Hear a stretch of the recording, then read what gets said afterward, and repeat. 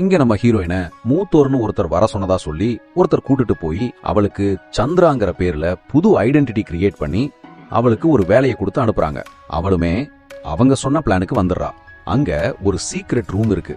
அங்க பழங்கால பொருட்களும் ஒரு கத்தியுமே அங்க இருக்கு. நம்ம ஹீரோயினும் வெளிச்சம் வரக்கூடாதுன்னு பேப்பர் எல்லாம் ஓட்டிட்டு கதவு போட்டலான்னு போகும்போது ஆப்போசிட் பிளாட்ல தான் நம்ம ஹீரோ இருக்கான். அடுத்தனா ஹீரோயின் ஒரு ரெஸ்டாரண்ட்ல வேலைக்கும் சேர்ந்துறா.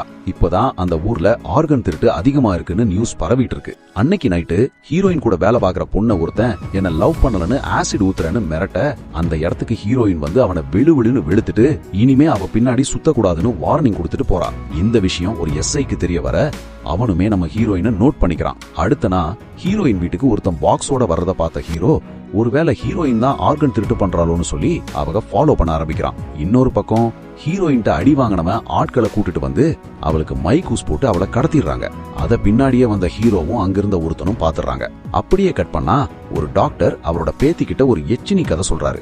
இன்னொரு காலத்துல ஒரு அரசர் தான் மட்டும் வழிபடுறதுக்கு ஒரு அம்மன் சிலைய வச்சிருக்காரு. அங்க யாரும் வரக்கூடாதுன்னு சொன்னதை மீறி அங்க ஒரு சின்ன பொண்ணு வந்து அம்மன் காலடியில இருந்த சலங்க முத்தை எடுத்துட்டு போய் அவங்க வழிபடுற அம்மனோட கால்ல மாட்டி விட்டுறா. இந்த விஷயம் தெரிஞ்ச உடனே அரசர் அந்த கிராமத்தையே எரிக்க ஆரம்பிக்கிறாரு. அரசர்கிட்ட இருந்து தப்பிக்க ஒரு சில பேர் குகைக்குள்ள ஒளிஞ்சிருக்கும் போது அந்த சின்ன பொண்ண வவ்வால்கள் கடிச்சிருது.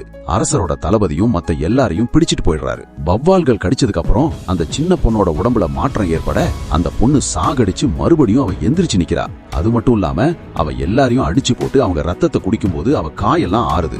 அதை பார்த்த ஊர் மக்கள் எல்லாரும் எச்சினி தான் நம்மளை காப்பாத்த வந்திருக்குன்னு நம்புறாங்க. இதுக்கிடையில அவங்க அம்மாவை கொன்ன உடனே அந்த சின்ன பொண்ணு தளபதியை கொன்றுறா. அதுக்கப்புறம் அவங்க அம்மாவுமே உனக்கு இருக்கிற சக்தியை வச்சு அப்படி செய்யறவங்கள தட்டி கேளு, அரசர் வரதுக்குள்ள இங்க இருந்து கிளம்பிருன்னு சொல்லி அந்த பொண்ணு ஓட ஆரம்பிக்கிறா. இப்படி ஓடின பொண்ணு பேர் தான் களியங்காட்டு நீலினின்னும் அவ ரொம்ப